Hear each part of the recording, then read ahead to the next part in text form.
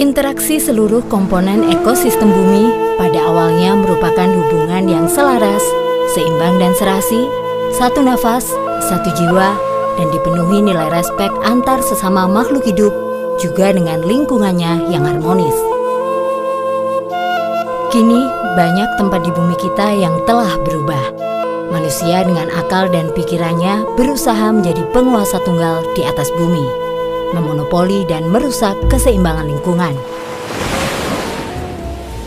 Namun dari ironi dinamika perubahan ekosistem tersebut, terdapat satu dari sedikit alam Indonesia yang masih terjaga kealamiannya. Ialah Taman Nasional Ujung Kulon. Terletak di ujung barat Pulau Jawa dan berjarak kurang lebih 300 km dari ibu kota Indonesia, Jakarta. Tanpa campur tangan manusia, ekosistem Taman Nasional Ujung Kulon masih sangat terjaga.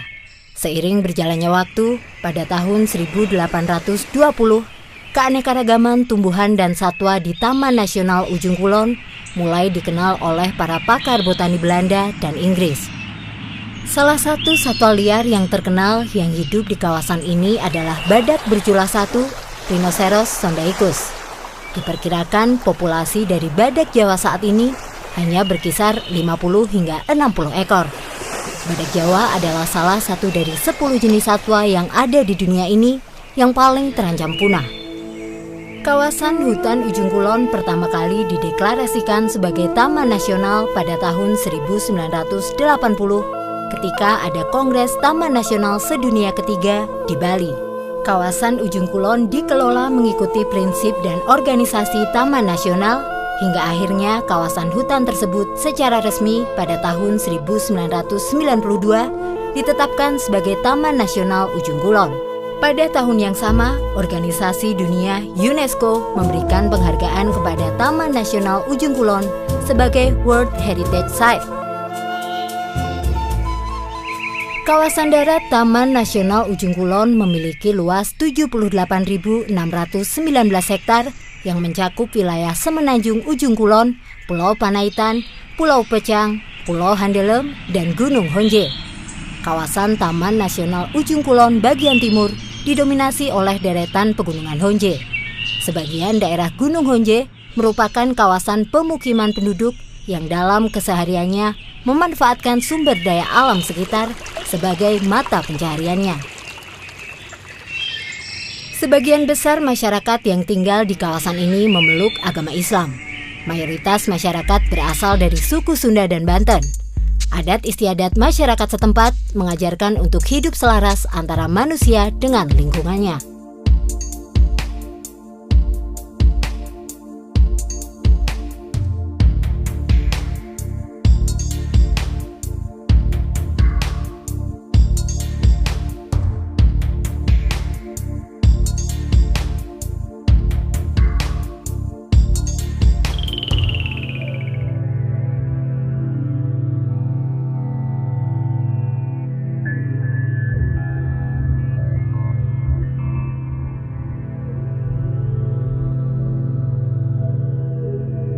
Dengan statusnya yang sangat kritis, badak Jawa merupakan mamalia terlangka di bumi. Kawasan Semenanjung Ujung Kulon saat ini merupakan habitat terpenting dari badak Jawa. Kawasan ini juga merupakan satu-satunya tempat di bumi di mana badak Jawa mampu berkembang biak secara alami pada 2 dekade terakhir ini, berkat hutan hujan dataran rendah, padang rumput, dan mangrove yang terdapat di kawasan ini.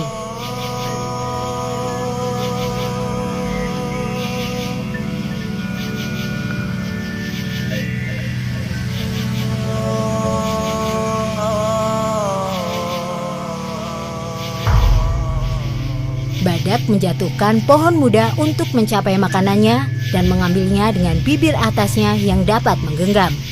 Badak Jawa diperkirakan mengkonsumsi 50 kg makanan per hari. Seperti badak Sumatera, badak ini juga memerlukan garam untuk makanannya.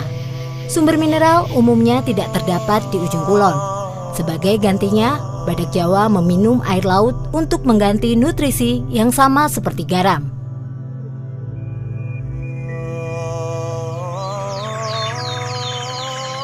Semenanjung Ujung Kulon terdiri dari hutan pasang surut yang diwakili oleh tanaman nipah.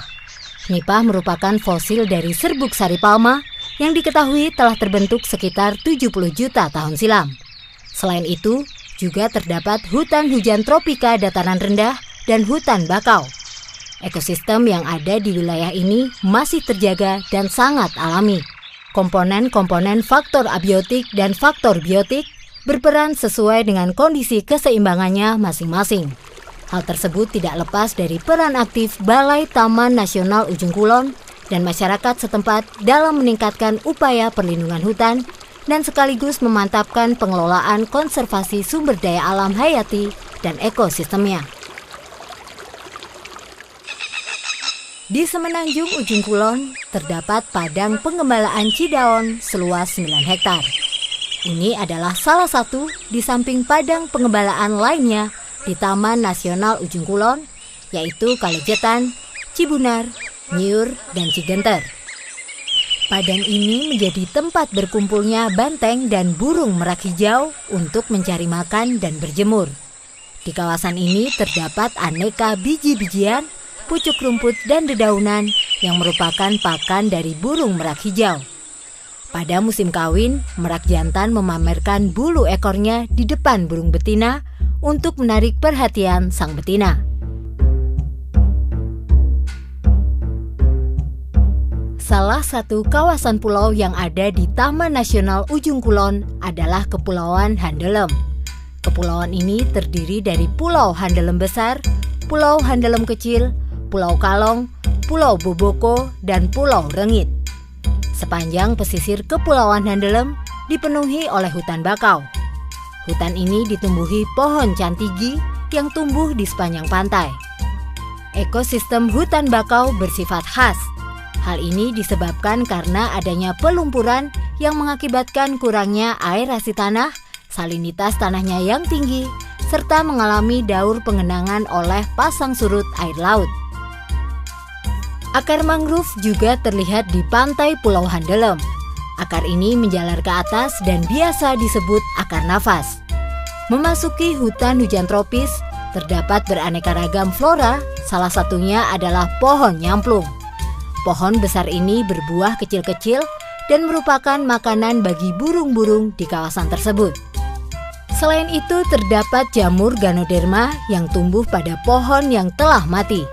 Jamur jenis ini dapat digunakan sebagai obat berbagai macam penyakit. Di pulau ini terdapat juga penginapan yang diperuntukkan untuk para turis dan para peneliti. Hutan mangrove yang terdapat di wilayah ini, terutama di wilayah Cikabembem, merupakan lokasi terbaik untuk pengamatan mangrove beserta kehidupan liarnya.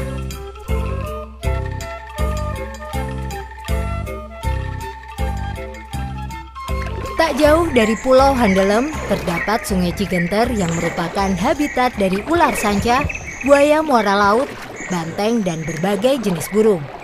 Untuk menyusuri kawasan ini hanya bisa menggunakan perahu kano. Aliran sungai yang tenang ditambah dengan banyaknya kicauan burung semakin membuat suasana sungai ini semakin liar namun alami. Karena banyaknya ketersediaan air di sungai ini, maka tidak heran terdapat banyak ular sanca di ranting pohon sepanjang sungai ini.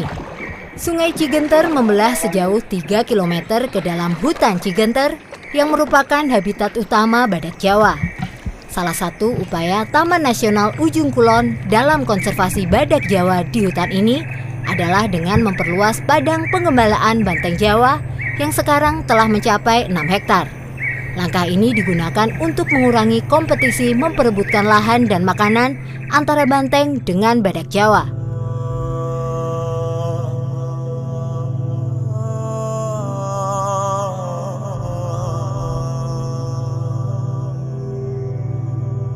Pulau lain yang terdapat di kawasan Taman Nasional Ujung Kulon adalah Pulau Pecang. Lokasinya yang berada di antara Selat Sunda dan Samudra Hindia menjadikan pulau ini dianugerahi pantai yang tenang dengan pasir putih yang indah. Laut di sini merupakan habitat terumbu karang dan ikan-ikan kecil yang beraneka ragam. Eksotika keindahan flora dan faunanya menjadikan pulau ini sebagai tempat wisata edukasi alam. Pulau ini memiliki luas sekitar 450 hektar dan mempunyai sumber air tawar yang abadi. Keragaman fauna di pulau ini diwakili oleh rusa, babi hutan, biawak, elang laut, burung rangkong, dan monyet ekor panjang. Kawanan hewan-hewan ini cukup jinak untuk berinteraksi dengan manusia. Populasi hewan-hewan ini terjaga dengan baik dikarenakan sedikitnya predator di Pulau Pecang ini. Kondisi geografisnya berbentuk dataran rendah dengan vegetasi primer yang luas, di mana terdapat campuran pohon-pohon dengan umur pertumbuhan berbeda dan tanah berumput dengan semak-semak belukar. Karena hal itulah, pulau ini menjadi surga bagi hewan-hewan tersebut. Pada tahun 1883, sebagaimana hampir semua kawasan Ujung Kulon, Pulau Pecang juga tidak luput dari hantaman tsunami akibat letusan Gunung Krakatau. Hampir tidak ada flora dan fauna yang tersisa akibat dampak dari tsunami tersebut. Hutan di Pulau Pecang telah mengalami sebuah suksesi sempurna. Satu-satunya pohon yang masih bisa bertahan adalah pohon kiara ini. Umurnya diperkirakan telah mencapai 1 abad lebih dan diameternya lebih dari lingkaran manusia sebanyak 30 orang dewasa. Pohon kiara atau biasa disebut dengan pohon pencekik adalah pohon yang mengambil makanan dari pohon yang ditumpanginya. Buah kiara dari pohon ini dibawa oleh burung dan primata, kemudian dijatuhkan pada pohon induknya. Seiring berjalannya waktu, biji buah kiara ini tumbuh di batang pohon di mana ia berada. Pohon kiara memiliki akar yang menjalar dari atas ke bawah sampai menyentuh tanah, yang nantinya akar tersebut akan terus membesar dan pada akhirnya pohon induknya akan mati dan habis tergantikan oleh pohon kiara.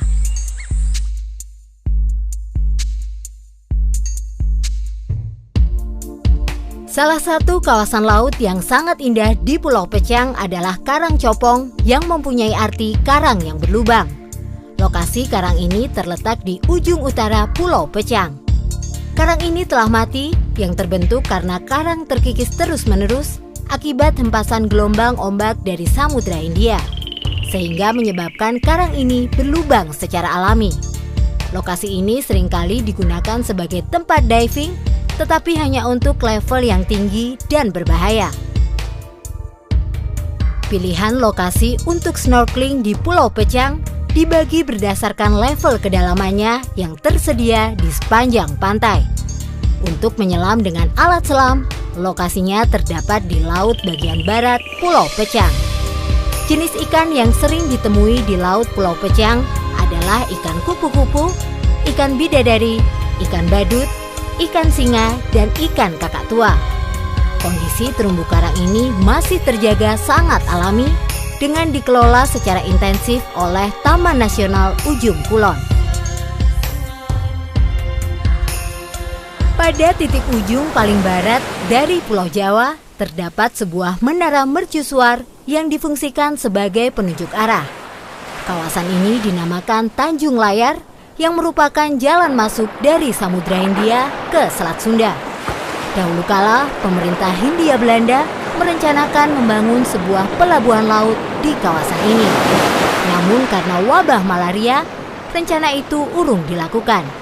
Hingga akhirnya, sampai saat ini, lokasi ini masih terjaga sangat alami. Alam dan manusia sampai kapanpun tidak dapat dipisahkan. Masing-masing memiliki peran dan fungsinya tersendiri. Manusia seharusnya hidup bersinergi dengan alam dan menciptakan hubungan mutualisme antar keduanya, sehingga keberlangsungan hidup keduanya dapat terjaga dengan harmonis dan penuh dengan nilai respek.